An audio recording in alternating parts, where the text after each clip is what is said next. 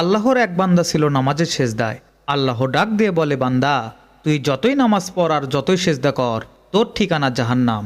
এ কথা শুনে বান্দাটি বলছে আলহামদুলিল্লাহ।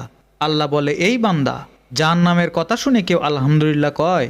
বান্দা বলে, আল্লাহ, জাহান্নামের মালিকও তুমি, জান্নাতের মালিকও তুমি। তুমি আল্লাহ যদি খুশি হয়ে আমাকে জাহান্নামে দাও, আমার আপত্তি করার কোনো অধিকার নাই।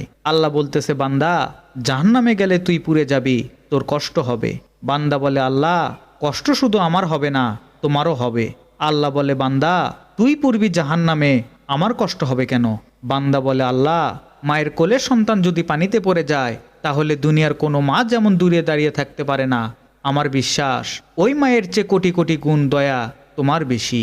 আমাকে জাহান্নামে দিলে তুমিও আল্লাহ শান্তি পাবে না। আল্লাহ বলে, বান্দা এই দলিল তুই কই পাইলি? বান্দা বলে, আল্লাহ, আমাদের জাতির পিতা ইব্রাহিম আলাইহিসসালাম তোমার প্রেম বুকে নিয়ে যখন নমরুদের চুলায় পড়ে গেল, তুমি তাকে রক্ষা করেছিলে। আল্লাহ বলে, বান্দারে, আমার প্রেমের ভক্তি নিয়ে কেউ যদি জাহান্নামেও যায়, আমি জাহান্নামকেও জান্নাত বানিয়ে দিব। সুবহান আল্লাহ।